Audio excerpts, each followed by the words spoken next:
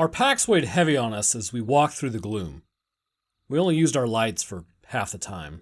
In those moments when the dark clouds would obscure the moon and shadows would grow and stretch as if crawling out from beneath the rocks and bushes, reaching for us. Our lights would disperse those shadows long enough for the clouds to shift and send dark patches of earth back to their hiding spaces. Cavendish, my superior on the mission, led the way in his steady, never-wavering pace, the constant, rhythmic footsteps of a methodically trained soldier. But he didn't stay silent, as you'd think a soldier on a mission would. Instead, he spoke almost an unusual amount, as if he was afraid of the silence. And on our long walk, he began explaining more about the mysterious mission and its connection to the DDC, the agency that had only just barely hired me. "So if you missed your briefing," Cavendish began after he exhausted most avenues of chit-chat, "then you don't know much about what we're doing out here, huh?" I could pick up the slight hint of a Welsh accent hidden beneath years of travel and the integrating of a decade or two's worth of foreign words into his own basic speech. "I know we're locating something called a Revenant Pit," I answered him, "and we're under strict orders from Interpol to identify it and handle the situation, according to standard protocols." I struggle to remember the exact wording of our mission guidelines. "In a manner, yes," Cavendish answered. "Only our orders aren't from Interpol. While our company was initially founded as a sub-branch of the Polizia Internationale, we've gone under the radar. Off the grid, as those across the pond would say. The DDC operates independently. While we manage to keep a hold of the Interpol's resources and authority, that agency no longer even knows about us. I think the Vatican had something to do with the cover-up, though I can only speculate on how." "So, the Vatican has a hand in the DDC then?" I asked. "I know they let Interpol store some important artifacts, but I didn't know that they had controlling interest in the DDC." "Who the bloody hell knows if they do or not?" he responded. "You and me, the free agents, we're kept out of the loo on most things. Personally, I don't even know what the DDC stands for, and I've worked for them for over 20 years. Do you happen to have any ideas?" I shook my head. "Shame. I have my own theory, but, well, we'll get to that later. Move along." "So, what's a Revenant Pit then?" I asked as I moved up beside him, trying to keep up with the longer strides. Though he was much heavier than me, he was also significantly taller, which gave him an elongated gait. "They really didn't brief you at all, did they?" Cavendish asked. "They must have been in a sorry rush on this one. Must have been a bad one, though I haven't seen anything yet. Thank the heavens." He slowed down ever so slightly and cleared his throat. "I can't say with certainty what a Revenant Pit is. Only that, most likely, they've been around as long as mankind itself. And they're the source of, well, queer things. Most cultures have legends of forbidden places they thought haunted or cursed, which they forget as their culture gets more advanced. Then the culture collapses and the legends resume in whatever culture is newly minted by their descendants. One prominent story I've heard of was from South America about 500 years ago, when Cortez first led his armada against the Mayan Empire. The story goes that after he set foot in the New World, one of his captured slaves let slip to him that there was this temple, Kiantoclan, or some muddled nonsense, where the real power of the empire lay. So Cortez, he sends his secret generals, a man named Johannes Torzuna, to go and tear down that temple and cripple the Mayan power. About a month later, only one man from that crew, some bloke named Domingo, returns, carrying Torzuna's journal with him. Well, good old Cortez, he isn't happy to see one of his prized generals shamed by failure, so he accuses the man of defecting and executes poor Domingo on the spot. And what happened to Torzuna's journal? Cortez claimed it for himself, kept it locked away until his death. Right now, it's stored under some Spanish vault under the DDC's supervision. What happened to the crew then? I pressed. Officially, nothing, Cavendish went on. Cortez erased the records of anything but Domingo's execution. There's some evidence that Torzuna and every man on his crew had their names crossed out of Cortez's official records, almost like the bastard of Conquistador wanted to hide the whole thing. But he kept the journal, and according to our archive, the last few passages in it were written by poor Domingo, who claimed that most of Torzuna's men were eaten by monstrous beasts. What few survived managed to find the temple, but Torzuna himself, by Domingo's claim, went mad and began killing the rest of them off before the temple swallowed him whole. Domingo never wrote about the temple or how it was destroyed, but he claimed to have done the deed himself and explained that he only survived by clinging to a large iron cross which he wore around his neck. Now, I don't know if any of this is true, but the legend goes that Domingo made it back only a few days before the empire collapsed. A friend of mine who ran missions with me way back said that Torzuna's mission broke the back of the Mayan might. I stayed silent for a few minutes, taking in the story. I didn't know a whole lot about Cortez, but I knew it was uncharacteristic of him to send secret missions and alter records to support his goals. But what of the mysterious temple? So, Domingo only survived because he was wearing a cross? I asked, looking for reaffirmation of what I'd already heard. That intrigues you too, eh? Cavendish said, smirking. I wonder if that played a part in the mission back in the 30s. As it goes, there was a confirmed Revenant pit found in one of those nameless, ever-shifting Eastern European countries. The Vatican thought it would be a good idea to send some priests along with a scouting party. The whole team went missing, and so a second team was sent, this time with some godless Danish scientist who thought he'd cracked the code with a perfectly natural scientific explanation. Did they find the first team? No. Cavendish let the word hover in the air for a moment, as if savoring it. At least, not that it was reported. As it goes, the second team ended up destroying the pit outright, bombing it into oblivion, but at the expense of all but one of them. Can you guess who the Domingo of the group was? The scientist, I'm guessing. Outstanding, Cavendish assured me. The scientist walked away from the devastation all alone. He refused to tell superiors what happened, and he spent the rest of his life in some Hungarian monastery. According to the records, all he did after that was write and pray, and on the rarest occasion, eat and sleep. The last I heard, the Vatican had his writings sealed up in one of the secret vaults 1,000 meters under St. Peter's Basilica. And we're still not sure about the Vatican's involvement, I said half seriously. There's no official explanation of the DDC's highest ranks, Cavendish said. For all we know, the Pope himself runs the whole thing. As Cavendish spoke the last few words, a great sound erupted all around us. Some screeching howl as of great beasts in rage or near humans in agony.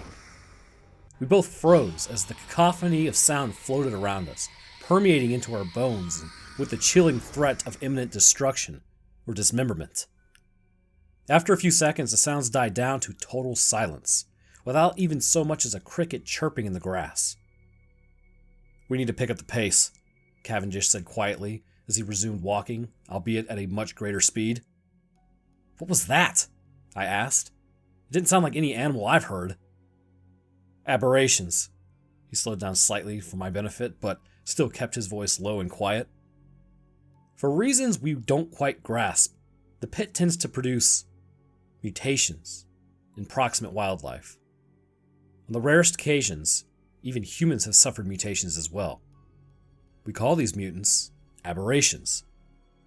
Some scientific teams have suggested that the pits give off some sort of odd radiation, which alters the DNA of anything exposed to it for long durations. Well, these aberrations aren't suffering from cancer or radiation poisoning. It's something else. Like growths, I suggested? Like tumors and deformities? More like transformations. I've seen two of them before. A dead one on a DDC operating table, and a live one on a mission in Paraguay. Let's just say it's hard to tell what it used to be, human or otherwise. What did it look like? The stuff of bad dreams, he answered quietly, a very dark look crossing his face. Not just the way it looked, but the way it moved, the sound it made, even the way it looked at us. It was like something just up and walked right out of a demented nightmare.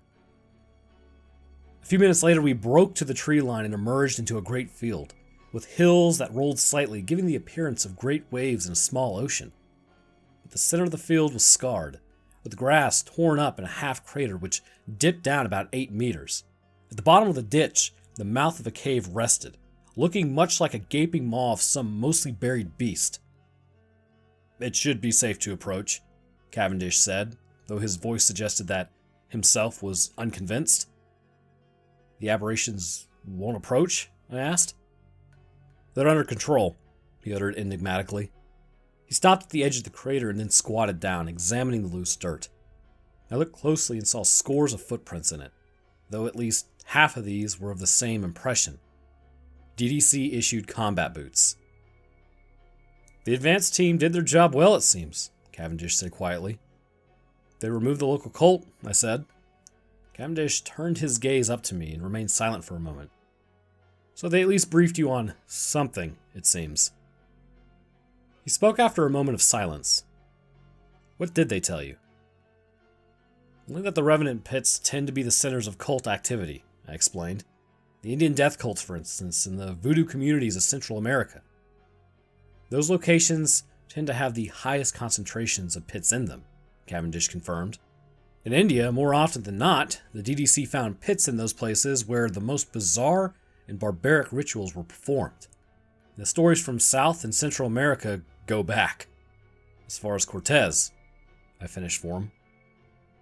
He stood up and cracked his neck, and then rolled his head back a little more. "True. Torzuna's temple was not alone. A few decades ago, there was this American named Jones. He found one down in Guyana, and led 1,000 people to their deaths there. Some say they laced their drinks with blood of aberrations, and that's just one of the hundreds of rumors about the damn town." "I take it the reports from America weren't too clear," I pressed. "There wasn't one. The Americans refused to cooperate with the DDC. Sure, they'll let Interpol set foot in their soil sometimes, but they rebuffed any DDC communiques, and to this date, our agency never exterminated a single Revenant pit in the States, though we have some intelligence on one and suspicions of a few more." At this, he went silent for a moment, as if surveying the opening of the cave. Finally, after the wind began to blow, he started moving towards it, and I followed close behind. As we reached the entrance, I paused and held Cavendish back. Almost as if startled, he turned to me with a questioning look. "Before we go in there, I want to know what intelligence we have on this specific pit. It's just rumors, although most of what we do is based on such things. Approximately 4 months ago, Interpol caught wind of a story about a pitch-dark man who crawled up out of the ground here. Supposed witnesses claim that the man was screaming and crying and howling all at once, like some sodding psychopath. The next day, the ground opened up into a sinkhole, and some spelunkers disappeared after going in to explore it. Almost immediately, the locals sent a party out to dig around the sinkhole, and they ended up opening up the cave system. Although none of them were willing to go inside and look for the bodies of the spelunkers, some of the workers started getting sick and disappearing. And finally, our scouting team gathered enough evidence to warrant a raid on it, though the specifics of that are classified beyond my clearance level." He cocked his head to the side for a moment, as if reacting to some sound that I hadn't heard. "Satisfied?" He gave me a questioning look, only this time it was mingled with a growing sense of urgency. I nodded and tipped my head down slightly and followed my companion as he began to wriggle his way through the narrow entrance into the cave itself. After I climbed in, we began to move through the small dark spaces, the thin silver of a tunnel beginning to branch out in different directions. "Mind your surroundings and the paths you choose," Cavendish's voice echoed off the hard walls. "And don't pay any mind to any sound but my voice. Now you know what to do, so be quick about it." I turned and followed a passage to my right, my light bouncing off the stone around me, but the deeper I pushed forward into the enigmatic cave, the weaker my light became. It wasn't because of a diminishing in my light's ability, though. Instead, it seemed that the stone of the cave was actually absorbing the light, rather than reflecting it. Pausing for a moment, I found a small stone shelf near the roof of the passage, so I reached into my pack and pulled out the small boxes. I flicked the switch on one side and laid it on the shelf before continuing. Further on, I started coughing and my nose caught an acrid whiff of something burning. The light dimmed even further, seemingly obscured by a dark mist floating in the air. I determined that this was not a good place to lay one of my parcels, so I pressed further. The smell went away momentarily, only to return a few feet further. Calculating, I retreated back to the clean section and laid another box on the cave floor, flicking its switch before leaving it behind. I then pushed forward. The passage opened up into a large chamber with a few stalactites hanging from the ceiling, and in one of two places connecting to a stalagmite on the floor. The chamber was enormous, the ceiling going up at least 15 meters. I wasn't aware that I had descended at all, but I must have for this chamber to have not broken the surface. I trained my light, which at this point was quite weak. In the center of the room, I saw a great stone formation, bloated in the middle but filled with holes, like it was some great hive that vaguely resembled a human brain. This distended form seemed to be suspended between a stalactite, which snaked down from the roof, and a stalagmite, which rose like a cone from the shallow pool of water. The structure dominated the room, and when I shined my light on it, I could have sworn that for a few seconds an array of colors had reflected back at me, as if I'd shown it through a prism. I circled the site, noting that it was located at almost the exact center of the chamber. It was as if the chamber itself had been built to house this particular object, as if the path that I was put on was designated purely as a place for strange people to bow down in a circular manner around a bloated alien deity. I despised the thing. I chose a location for the last few of my parcels, but as I reached the edge of the shallow pool, an immense heat rolled out towards me, and the chamber erupted in an orange light. I was momentarily knocked off my feet, but when I looked up, it seemed that the bloated idol was suspended over a pool of fire, the flames licking at its underside. I heard strange sounds bubbling up through the somewhat still liquid pool. At first they were gargles, but they soon developed into screams and cries of tormented people of 1,000 different languages, and amid the chorus of wails, I could hear a deep, low thrumming, something wholly inhuman that began to steadily take on a human-like quality. The beat became a whisper, a soft voice somehow audible over the cries of the flaming pool. Another blast of heat, and I spun around, turning my face away from getting scorched. I opened my eyes to see a great blank wall opposite of the pool and its stony ruler. I could see my own shadow pressed against the wall, but as I stared, I saw more shapes. Strange ones. Some human, others clearly monstrous and inhuman, dancing around my silhouette. I saw gaping maws and gripping claws, tatters of what I hoped were clothes, but which could have also been loose flesh. The whisper in my ears, the images on the walls, but no footsteps. As if I was being accosted by ghosts or darker, hideously unknown entities. I squeezed my eyes shut as the light in my hands died off. Something in the air, the same acrid smell, seemingly swallowing the light I carried with me. With my eyes closed, new images began to climb up into my mind, strange thoughts coming in flashes. I was in an infinite crowd, an uncountable number of bodies shuffling around me among mighty pillars. I was standing before an immense being, whose eyes bore into mine, the strength leaving my body. I was in a world of fire, flames leaping a score, 100, 1,000 meters high, touching and scorching the sky. And in it all was the same low whisper, the sound which could be heard above and below everything else. I opened my eyes as I suddenly felt cold. There was no light but what I held in my hand. No shadows on the wall, no fire in the small pool beneath the bizarre growth which this chamber held. The smell and the whisper were gone, leaving the cave silent, cold, and dark. Dead. Scrambling to my feet, I pulled out the rest of my small boxes, flipped them on, and then scattered them throughout the chamber and started rushing out the way I'd come. I almost ran through the passage which led to the cave entrance, and eventually the light I held was not alone, for moonlight seeped in through the cavern's entrance. I exhaled a great sigh of relief as I saw Cavendish standing resolutely just outside, his foot tapping on the ground, his hands shaking slightly. Together we climbed back up and out of the half-crater, putting distance between us and the accursed place. We stopped for a moment and surveyed the field in the direction of the pit. "You saw something in there, didn't you?" he asked. I nodded my head, but said nothing. "We all do. But don't worry, it won't be here much longer." What do you think?" I began trying to formulate my question. "Do you think the cave causes hallucinations?" "That's one theory," Cavendish reported. "But I have my own. You see, I think what we have here is a portal, a gateway to another world. The word my friends would use is Toan, a place where the border between two different realms of existence is thinner than it otherwise should be. Do you think that the other world is anything like ours?" "I'd like to hope so, but I really don't think so.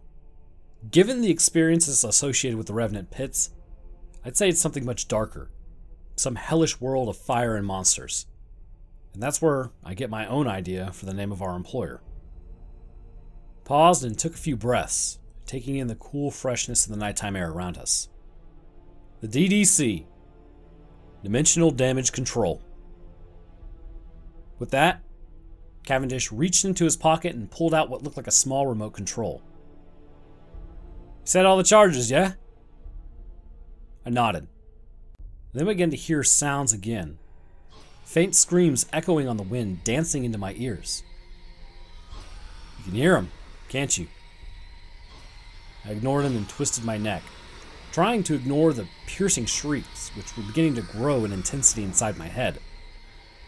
"This can't be done quickly enough, then," he stated resolutely as he depressed the central button on the remote.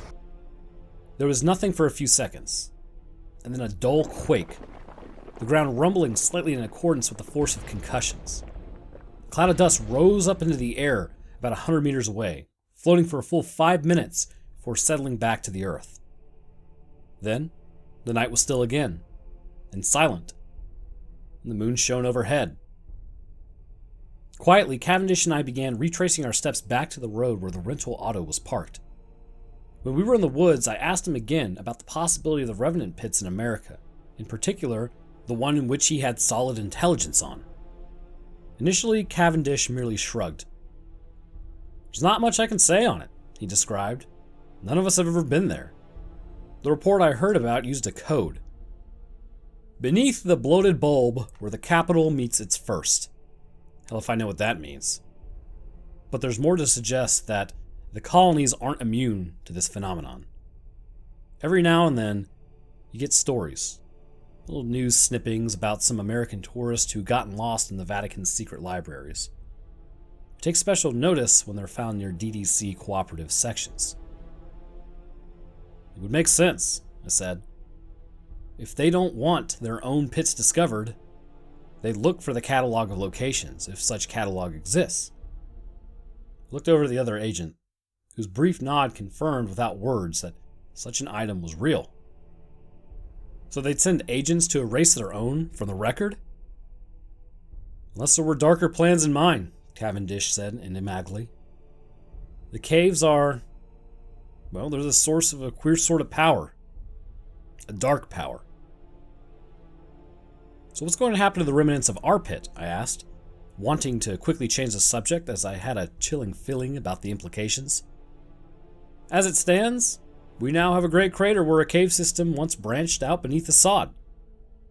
It'll be taken care of before dawn," Cavendish said as we broke out of the tree line and saw the road before us, our auto hidden on the shoulder. "The DDC has commandeered a number of cargo arrows and maximized their holds.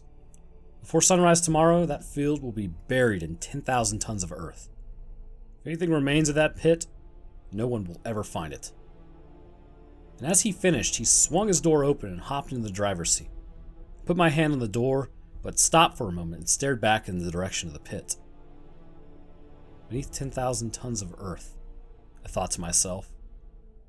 And as I opened the door and settled myself into the seat, I smiled only the slightest bit, thinking about what a good thing that would be. I wouldn't want anyone figuring out how I made it back to this world.